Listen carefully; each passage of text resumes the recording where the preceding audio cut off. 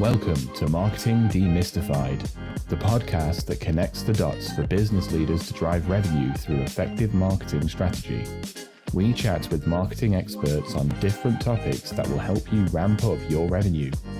We stream live on LinkedIn, Twitter, and YouTube, and you can listen to us on your favorite podcast platforms. Marketing Demystified, the podcast, is presented to you by GrowGetter, your partner in growth marketing. And here's today's episode.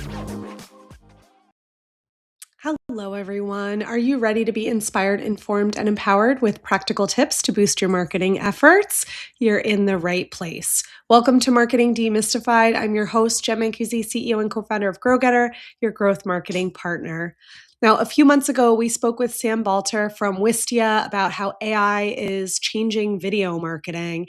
And today we're zooming out a little bit to look at the state of video as a whole. I'm joined by Taylor Corrado, Senior Director of Brand Marketing at Wistia. Taylor leads Wistia's annual State of Video report, which this year surveyed over 900 professionals and analyzed 13 million videos to understand what's actually working in video marketing. Today, Taylor's walking us through the biggest shifts in video marketing, how teams are doing more with flat budgets, why LinkedIn beat YouTube for B2B video. I can't wait to learn more about that, and how to get months of value out of every video you create. Welcome to the show, Taylor. Thank you for having me. I'm so excited to have this conversation. I first learned about the State of Video report at HubSpot's Inbound conference last year and saw a session on it. And I think it's just, it's such an important channel for marketers right now for so many reasons that I'm sure we'll get into. But I'm excited to hear about the new research. Yeah, of course. I'm so happy to hear that you saw us at Inbound last year. That stage, we had like a round stage that we had to command for 30 minutes. It was so intimidating, but it was fun to be up there with Sam, who was on the podcast before, talking about the report. You guys did a great job for having to deal with like this 360 view of the audience. Yeah. It was wild. It was a lot of fun, though. It was fun to be in the audience for it. Actually, there were a lot of challenges because I think we were wearing headphones in that one too. Oh, really? If I remember correctly, I don't know. Inbound was a little bit of a blur. So, but yes, a great, really interesting research coming out of that report. So I'm excited to hear what's new. But before we dig into the data, let's set the stage a little bit. You do this report every year. Can you walk us through what you set out to learn every year, but especially this year, and how it differs from maybe approach to the research in previous reports? Yeah, so this is our 6th annual State of Video report, which is wild. And I've been here for every one of them, which is even more wild. And we really look at two big pieces of data. One is our platform data. So all of our 20,000 plus customers, all of the video that they host and share out and use Wistia for. We look at the data of like how often they're played, the engagement rates, all the nitty gritty performance data. And that's over the 13 million videos that you said. And then we do a survey towards the end of the year and really want to learn about how people are using video in their overall marketing strategy. So what does their budget look like for next year? What was most successful the year before? How are they thinking about shifting their strategy? Just really getting the qualitative info that we can't get from our platform. And so this year wasn't too different. We did expand our audience outside of the US and our main customer base, and brought in some folks from the UK and some other European countries, which was really fun to see. We partner with a great community in the UK called the Marketing Meetup. So they are our report partner as well. And we included some other partners like HubSpot and Storyblocks to really bring in that that insight and commentary on the data that we are collecting and sharing out. So it's a big lift for us. But this year we definitely saw a shift from like people asking, can we make video? Like, are we actually able to make video, to now, how do you keep up with the resources shifting and the demand shifting so much? Yeah, that's really interesting. I think you guys have so much of your own like usage data and that kind of stuff. So to layer on this sort of additional, you've got the behavioral, now you can get the opinion data in the report as well and combine those things together. It's really interesting. Was there anything in expanding markets? Was there anything really notably different about Europe or the UK than the data you were seeing in the US? We didn't splice the data by country, Mm, which is a great idea, and we've actually talked to our nice. partner in the UK about doing that. But we definitely saw some big shifts. We saw the demand continue to grow for people watching video content. The video plays within Wistia grew about 6 or 7%, especially for small and large companies in 2025. So people are watching a lot more video, and that has grown year over year. But like you mentioned, budgets are not changing. They are staying flat or they're increasing only a little bit. And so there's a huge question mark of like, how do you do more with less, which I feel like every marketer is asked of every year. But now even more so for video, it's becoming such a big demand for your content strategy to be video first or have video in the mix very heavily.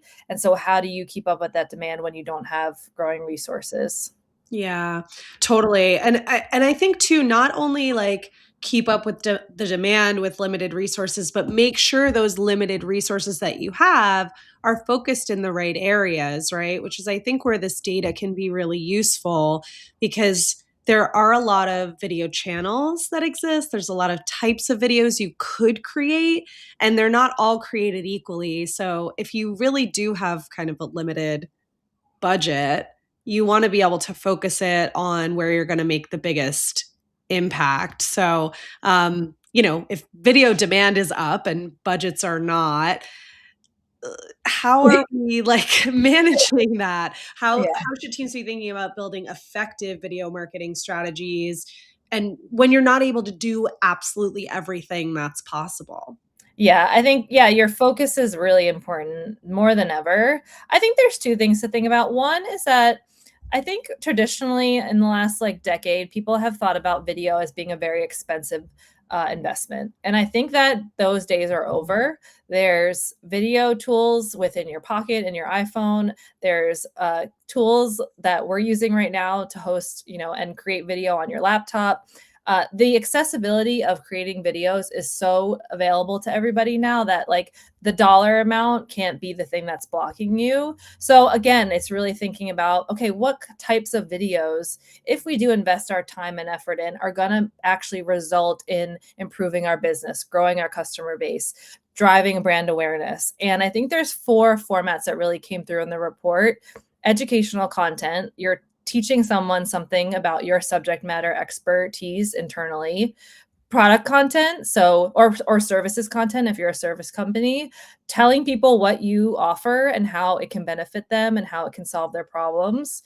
Social content is super important. All of the exploration and understanding of your brand and your product offering is now happening off your site. And if you're not showing up on social, and that includes like Reddit and YouTube, people are not going to be able to find you and they are going to find someone else. They're going to go with a competitor. So social has to be really important in your strategy.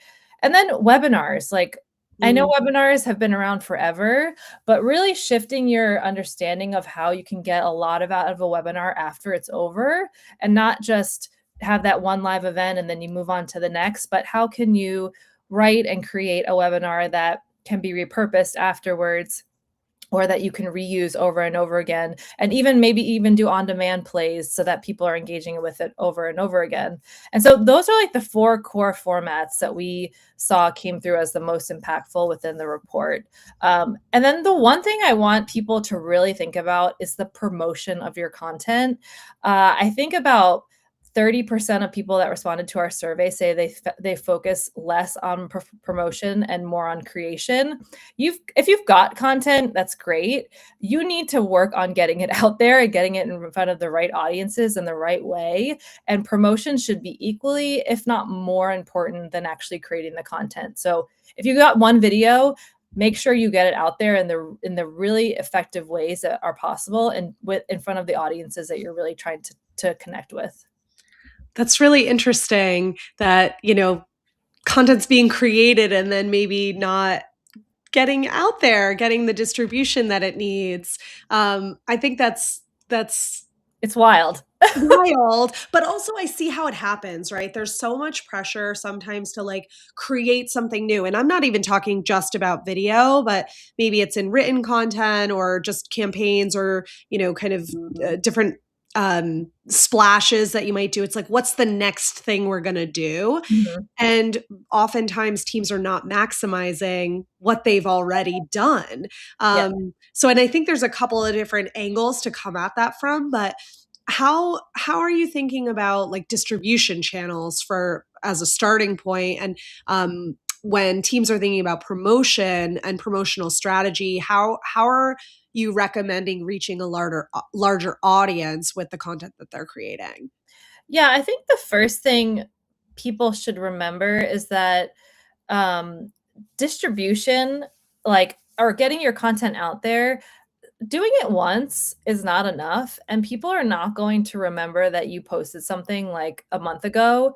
You Mm, can repost, reuse, repurpose the existing content that you have. Like, we have some great guides, like they're like the state of video report's great, but we have a lot of guides around like video repurposing or hosting a great webinar. Those are evergreen pieces of content that you can promote every month for years and years and years, and people will not get sick of it. You'll continue to engage with new audiences. Maybe you change up the hook or the actual ad that you're promoting it with, or the graphic or the video, but like get so much out of one existing piece of content, because people aren't going to forget, or they're not going to remember that you launched it and then like, oh, you moved on to the next thing. They're going to want to keep engaging with that over time.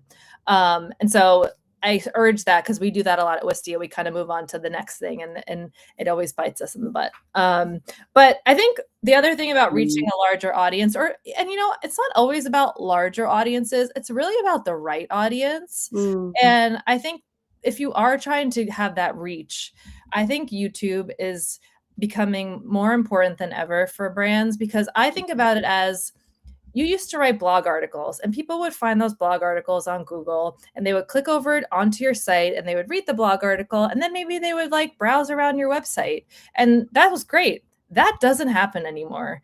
People are getting AI summaries on Google. They're using, LLMs to answer the questions that they have. They're not clicking through to your site and spending time early in their journey, even in their educational phase on your website. They are spending it on social, on YouTube, in LLMs, in communities. And so you have to think about where the attention is shifting to those channels, and really where is your audience that you want to get in front of, spending their time at that early stage. Because when they have the decision made that they are going to buy your product, they then go to your website. And so I think you've even seen it, like inbound, the conference is now unbound because no one's mhm. doing inbound anymore. It's not working. And so you really have to think about where your audience is spending a lot of their time, and where they're finding the answers to the questions that you want to be answering to help them. Yeah.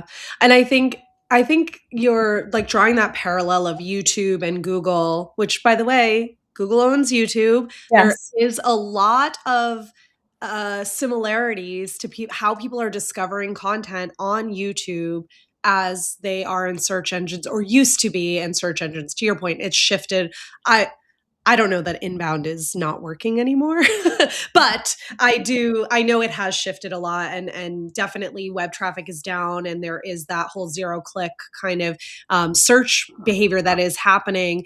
But we're seeing in YouTube, first of all, there's a lot of like YouTube keyword research platforms that you can use right now to Mhm. make sure that your content is showing up and positioned well in YouTube to show up when people are looking for what you're talking about.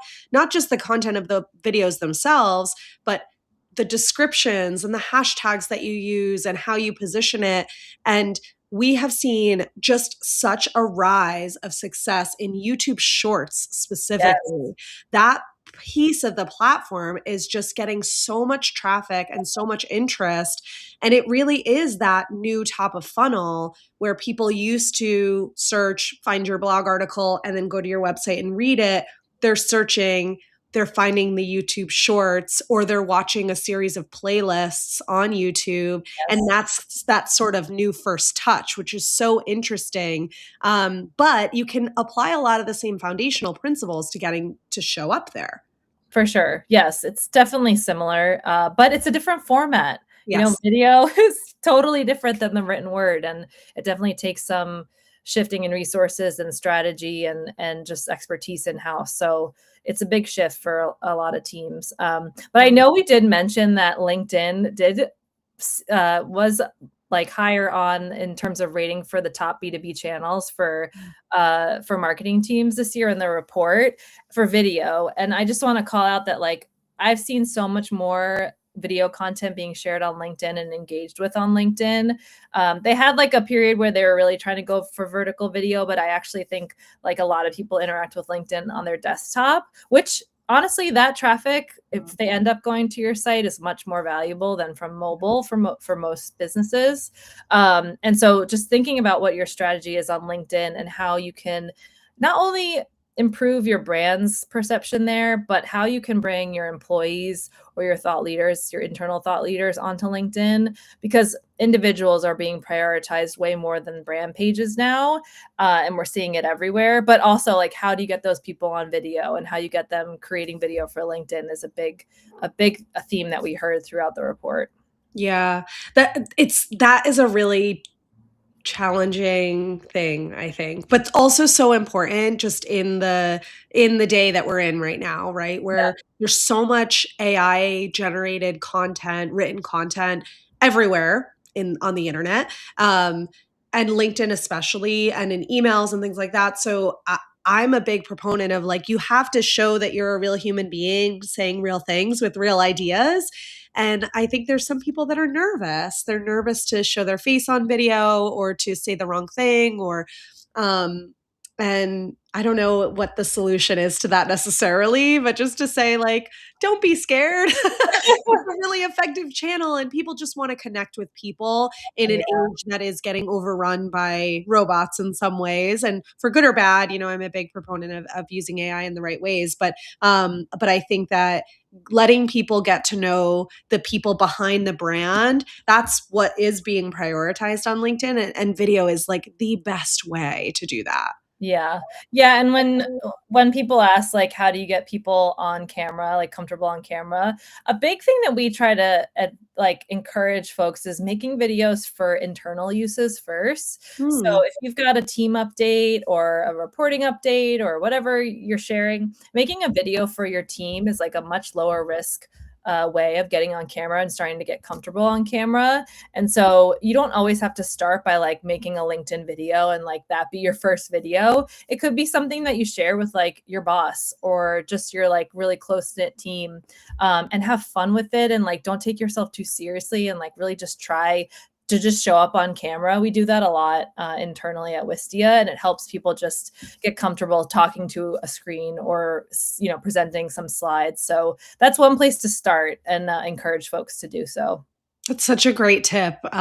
Just get people to do it internally. I love that. Yeah, it just turn on your webcam and start talking to yourself. And then you realize maybe it's not that hard and Yeah. you're not that afraid to get it out there, I hope. Yeah, I love that. Yeah. I want to talk a little bit about video formats. You mentioned the like accessibility of video and the quality of the camera even on your phone or your webcam, or how easy it is to, or inexpensive it is to get a good microphone.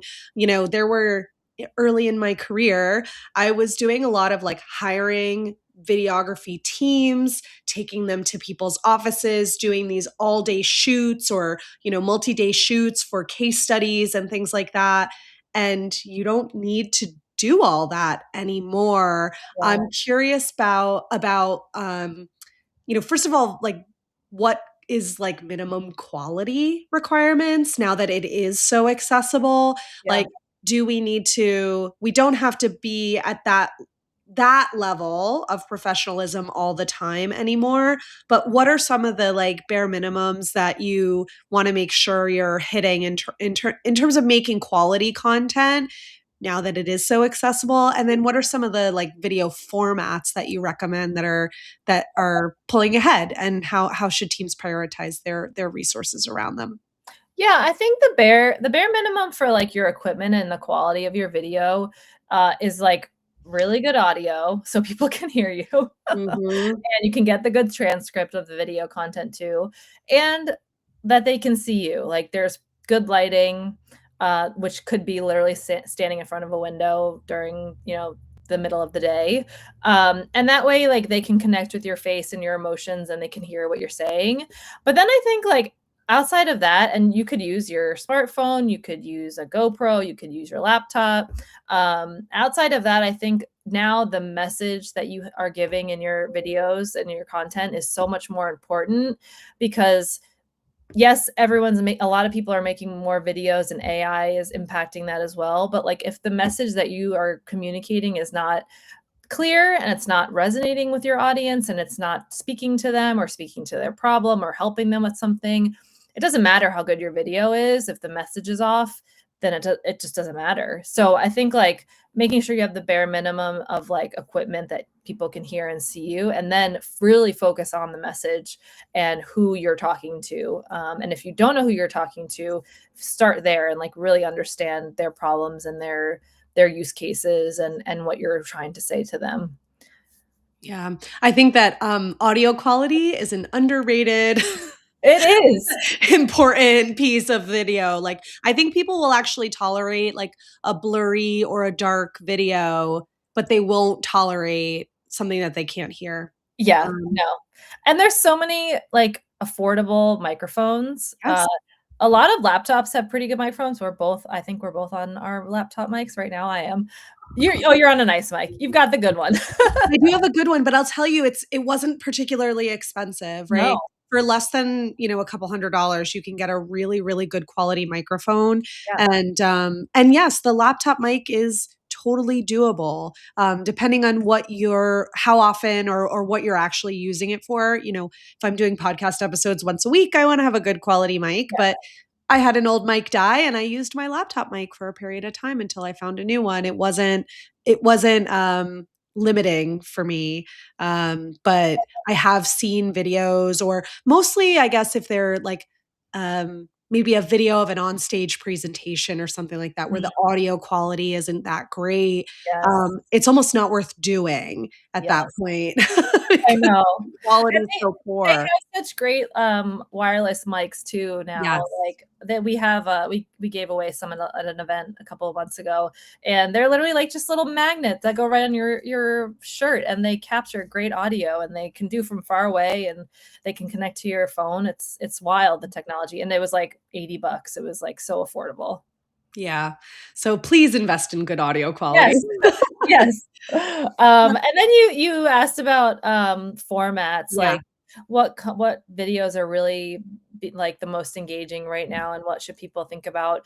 I think it really depends on what your goal is for video. I mean, if your goal is for engagement on social and you want clicks and you want comments and shares, like short, quippy, really focused videos are really going to be engaging and really helpful. And that means like really focusing on the first 3 seconds. Like everyone's talking about the hook, and Mm. the hook on social is so important, even in your post, but also in the video.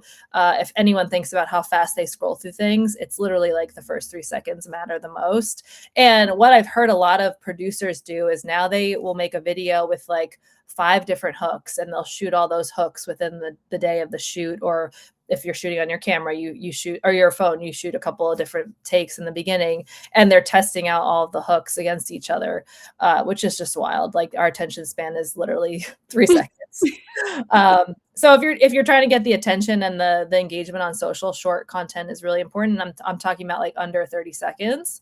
But if you're like trying to educate someone on something, or you're trying to show off your product, or you're trying to help someone do something, long form content is really where the engagement is, in terms of like long form engagement. You want to like give people enough information that they can like really understand the topic that you're talking about. So we see between like 5 and 30 minutes being like a really sweet spot for those long form videos. And those can live on your site. They can live on YouTube. I know YouTube is great for long form content, but you should also think about how that long form content can become a short form piece of content, like on YouTube for YouTube Shorts, but also to share on like a TikTok or an Instagram. And so there's a lot of like overlap of all the content that you're creating in terms of formats. Yeah, for sure. I'm curious what your thoughts are, and I know we're going to get into it a little bit more about repurposing content, but repurposing long form content for short form channels, like, I guess, at what point do you need to create video for the channel?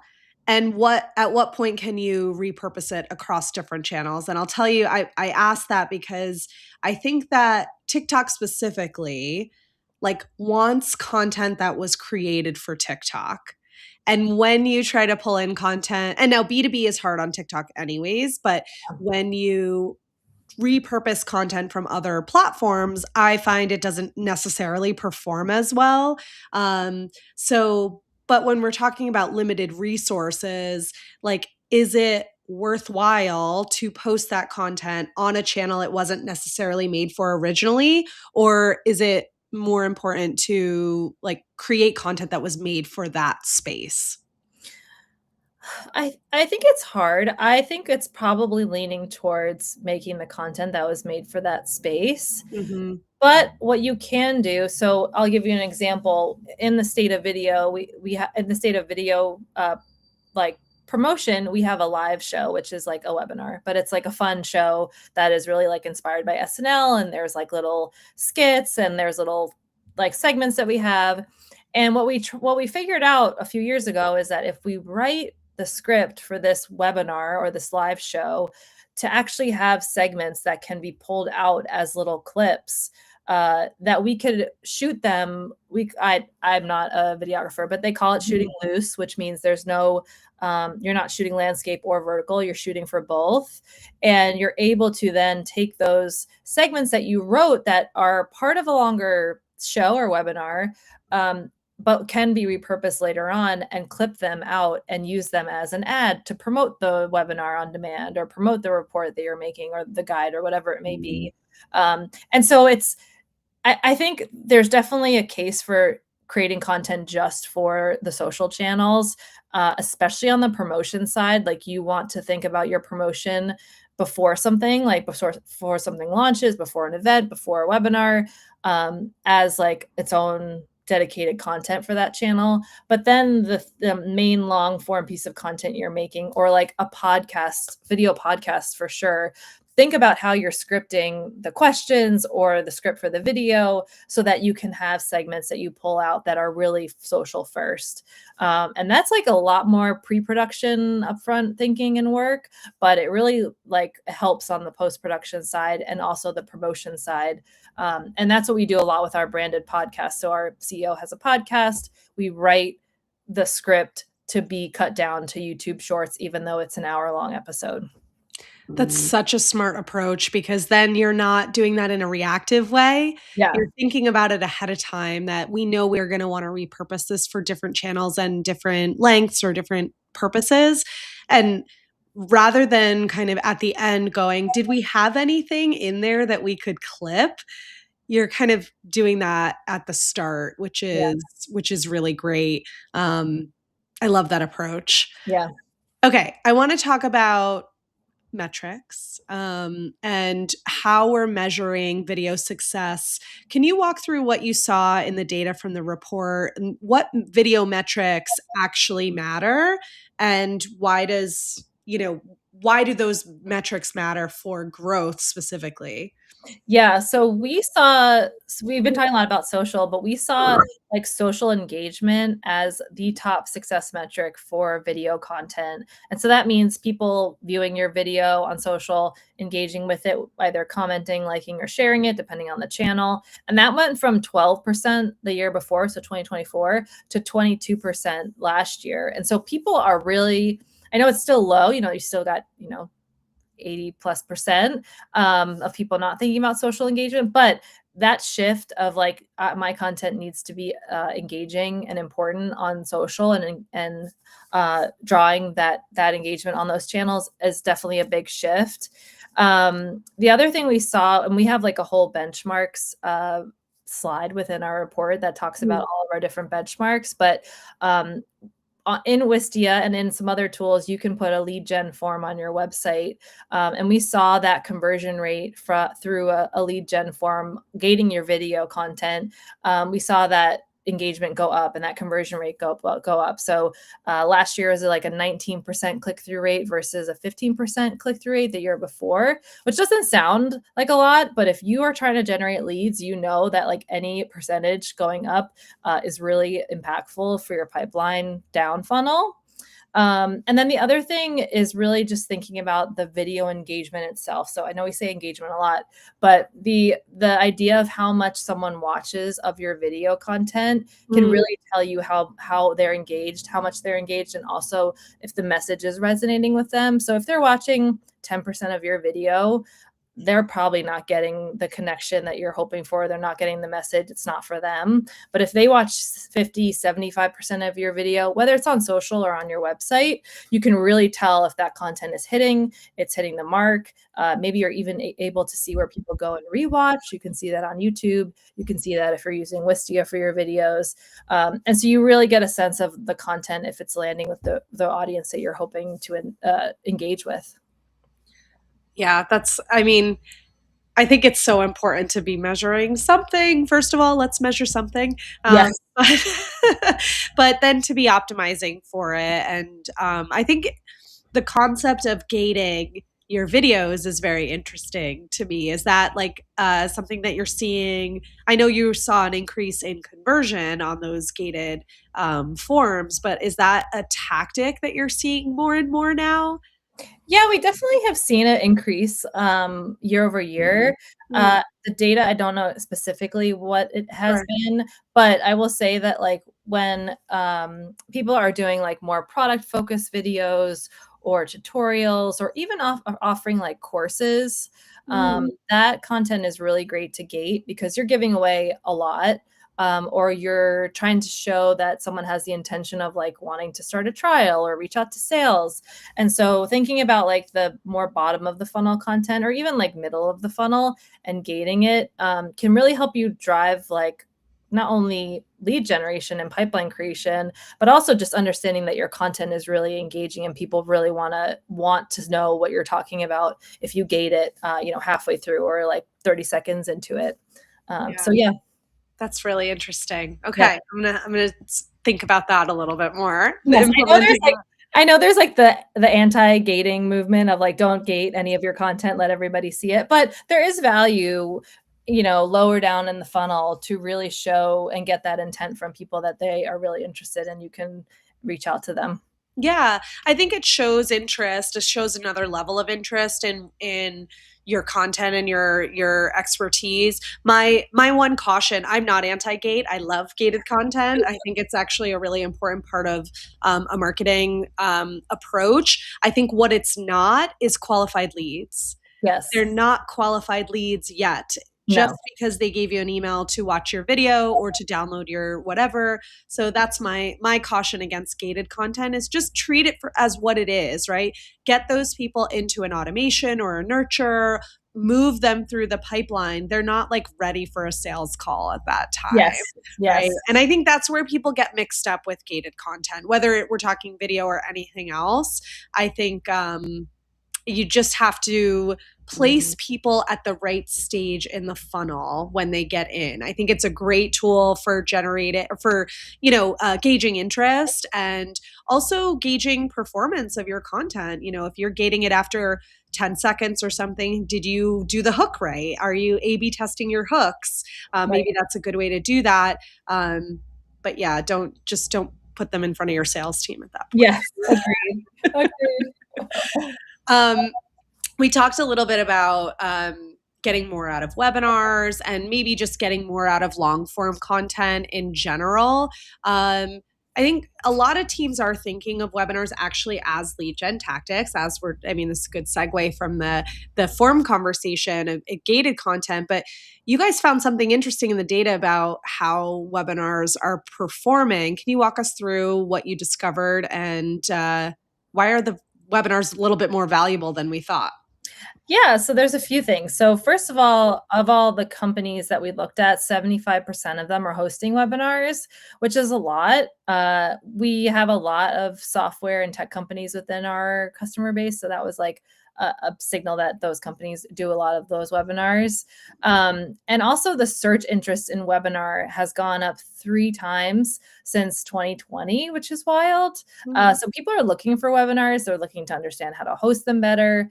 And we also saw on average about 40% attendee rate to webinars. So I know everyone's always trying to like get a goal of how many people they want to show up live. And we're seeing about 40% across our customer base, which is pretty strong. Yeah. But I think the big thing is that there's a huge long tail to webinars. So you've got the day, you have this event, you're completely stressed out the entire morning before it happens. And then you have the webinar and it's over and you're like, okay, I'm on to the next one.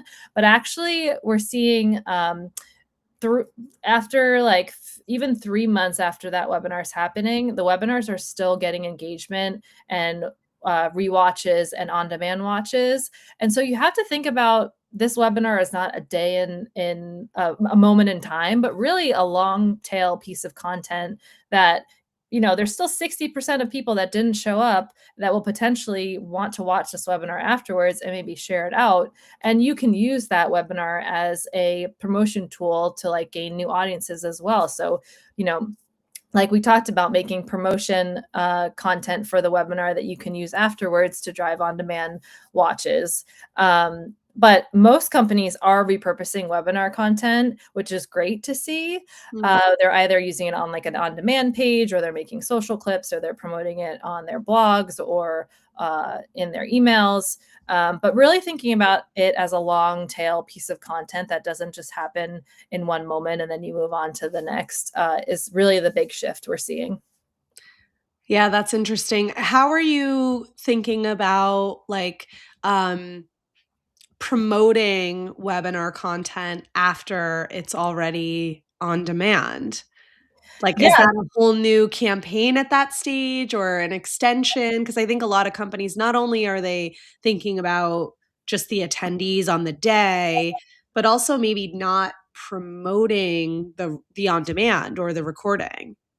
Yeah, so I think there's two things you can think about. One is that if you've built in those clips like we talked about in Mm, pre-production into your webinar, you now have educational content that could probably stand alone, and you don't even need to promote the on-demand version. You can just like promote your video content that came out of that webinar. So now you've got like great top of the funnel content right. that you can repurpose and use hopefully for a while. Hopefully it's evergreen and it's consistent. But then you can also use those clips to promote the on-demand version. So you're showing like one tidbit that someone could learn, and then you're saying, okay, well, we've got a whole other hour of content. Go watch our on-demand version. And maybe you're creating like multiple clips so they don't have to watch the whole 60-minute webinar because that's a lot of time. But maybe you're creating like a little series of like 3-minute clips, and everyone could go kind of watch through those and gain enough information from the webinar. So I think it's twofold. You don't always have to point people back to the on-demand version. You obviously should, because you can drive more leads. But then you also have that top of the funnel educational content that might be, you know, making someone aware of a new problem that they haven't even realized they had, or a solution that you're providing that they didn't hear about yet. So yeah, there's definitely a lot. I mean, just think about an hour's worth of content. It's like a podcast episode. You have a lot of conversation, a lot of content to share. Like, don't just put it up on a page and not use it again. Yes. I mean, that's literally my recommendation for everything in marketing. Whether it's an hour-long video or you've invested anything in anything, like, please maximize it. I just, am coming back from a conference and I was talking to someone about an activation they had done on site at the conference, and they were like, this was really effective for us. And I'm like, this is fantastic. How can you get the people that aren't here to be aware of what you did, to feel that FOMO that they didn't get to be a part of it, and get them engaged? You put all this time and energy and, you know, resource budget behind this activation. Mhm. You need to maximize it for if you're at a conference and 1,000 people see the thing, that's only 1,000 people. It might seem like a lot, but maximize that and put it into a bunch of different forms. And video is a great way to do that, to kind of take things that you're doing it in person or out of home and bring that into the digital landscape. But then same with, if you're going to invest any sort of time and energy into creating something, give it a million different lives. We like to say cope, create once, publish everywhere, and cut it up in different ways. And even what you were describing, like maybe there's a series of 3-minute videos. I love that idea. It's like, and it could end up being the entire thing if you watched all of them, but it's like going on Netflix and deciding between binging a show or watching a movie. Yeah. How many people would watch 10 hours of a show in a row, but refuse to watch a 3-hour Yes. movie? Like, Yes. me included, right? Yes. Giving people that sort of optionality of different ways to consume your content, and you're not creating anything new. You don't Yeah. have to start from, reinvent the wheel, start from scratch. Just take what you've already done, give people different ways to consume it, and all of a sudden you've like exponentially expanded your audience. Yeah, and I think this goes back to, like, not having more budget and needing Mm, to really get more out of what you're already making, and I think it's really, like, taking a step back and saying, "We're doing a webinar a month, and we're just promoting that, and we're not repurposing it, we're not cutting it down, we're not, like, testing any of that on social," and, like, really think about how you can get more out of what you're already doing, because you're not gonna have increasing in budget, and you're not gonna have endless more amounts of more time, but you might be doing a lot of work into one thing, and there's so much opportunity to do more with it. It's taking the moment to think about that, and also how you can iterate that on in the future. yeah, for sure. Now, on the other hand, as much as we're saying budgets are flat and resources are limited, you did see in the report that in-house teams and outsourcing video is growing, which is interesting. So, can you talk a little bit about like video workflows and how to get smarter with that? Like, how are teams deciding when to produce in-house and when to outsource, and how those things might even work together? Yeah, I think, I was talking to my head of content. I was talking to Sam today, Oh, there you go. about how, there's, opportunity to, when you're hiring or when you're hiring for any kind of marketing role, to think about, does this person make any video? Are they on camera at all? Do they have any skills around, like, creating short form content, and being on camera? And, like, I think that's gonna become more of the norm as you either invest in a marketing team or grow, or maybe rehire, that, like, you are going to need these, like, marketers slash creators in your wheelhouse, because everyone is going to become this creator that talks about something that they do internally, or could talk about your product, or talk about a customer experience. And so the in-house teams, I think, are becoming more and more common, because people are realizing they can get a lot more done with a smaller, scrappier team, and that more of their marketers are actually now creating video content. And Mm. so we don't have this in the data, but I could guess that some of this in-house work is actually like a demand gen marketer also making video, or a product marketer also making video, and not just necessarily like video producers getting hired in-house. And I think Mhm. that's probably where the shift is happening the most, is that more people are just being asked to being on camera or creating content, whether it's like walking through a presentation with a voiceover. And so I think that's part of it. I also think when you're outsourcing content, I personally have seen Wistia and some of our customers outsource high risk content creation, video creation. So this is like your homepage video, or a really high profile customer story, or the video that's going to be at your trade shows for the year. Something that like is going to have a lot of weight to it and has a high risk if the production and the story and maybe like the hook that you're trying to get people engaged with is really important and really high risk. You have that outsourced gap being filled. I also think people are looking for specialized work. So outsourcing animation, outsourcing motion graphics, outsourcing a remote video shoot. So like, let's say you're at an event and you want someone to come shoot what you're doing at that event, you hire outsourced talent versus flying someone out. And that's where I think it's going. That's a lot where Wistia kind of balances the in-house versus outsourcing. But it's definitely looking at more of that specialized work versus like, you're my agency of record, you do all of our video. Now, obviously, there are industries that still do that. I was at a conference with manufacturer marketers, and they all work with agencies that do all their video outsourced. So it definitely depends on the industry, but overall, I think people are starting to bring more of that talent in-house because they can, because a lot more people are making video now, and it's kind of the expectation of a lot of marketers. Yeah, it goes back to that accessibility piece. And I think you're exactly right. It's a demand gen person who's making video, or it's a content writer who's also making video content, and not necessarily an in-house production team, because some of those skills aren't necessarily needed for the day-to-day. Like if you're making, videos like this, or sort of talking head videos about, something you did that day, or some educational content, something that's engaging for LinkedIn. It doesn't require that level of production. But I love what you said, like something that's a little bit more high risk or more critical to get right, that you want a little bit of a higher production value, that outsourcing that makes a lot of sense. Yeah. And the one thing I didn't mention is AI, which we haven't. Oh. I'm surprised we haven't mentioned it the whole time. Well, we did a whole episode on AI with Oh. Sam, and so that Great. We have covered it, but we should get into that. Covered it. But I do think that AI is also enabling those in-house marketers that are now taking on video work.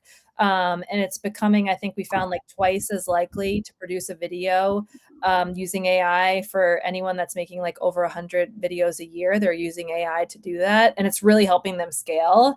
But I do think that like, there's a tool overload happening, and people are trying to really consolidate how they're managing and creating video content, and AI is really helping them with that. And the fact that there are AI tools out there that could help you have like a really nice voiceover without ever hiring a voice actor, which is a whole other thing. It's awful that people are losing their jobs to AI, but it is enabling a lot of smaller teams with low budgets that are trying to do something quick, to do those kind of things that they couldn't do before, or create motion graphics on the fly, or add in B-roll that you can't shoot on your own. So there is a lot of benefits, and AI is definitely helping to accelerate people adopting video quickly. But I do think you hit a point where you need a talented professional that knows how to shoot video well, for those high stake videos that you're trying to make. Yeah, no, I think you're right about that. And I hope that in the cases like what you described with the voiceover talent, or other kind of like B-roll, things like that, that hopefully it's not necessarily taking a job away, because it's probably an example where someone wasn't hiring a voiceover actor to do that video, or they weren't creating that video at all. It's enabling more content to be created, or more opportunities for the types of content that can be created, which I think is interesting. And making some of the editing tool, like some of the AI editing tools, are really great and really useful. And hopefully those higher risk projects aren't getting done in those ways. They're not getting No, I don't think they are. Professionals. I don't think so either. Yeah, Not yet. and I do think AI is helping to prove out to folks that haven't invested in video yet that it is effective. Yeah. And it kind of gives you like that proof of concept to go and test out. And I think that is definitely going to help folks just get to that from 0 to 1 when they're starting to make more video content. So there's a lot of benefits to it for sure. Yeah. And I hope that this conversation today inspires people to create some more video content. And we'll make sure we get everyone linked out to however they can get access to the State of Video report through Wistia. So thank you so much for coming and talking about the highlights from the report and all of your expertise in video. This was a lot of fun. Yeah, thank you so much. It was great being here. Absolutely. Please make sure you're following Taylor on LinkedIn. Download the full report at wistia.com. We'll share a link to it in the notes. And if you enjoyed today's episode, please subscribe to Marketing Demystified wherever you get your podcasts. And join us next time for more conversations that help demystify the complex world of marketing.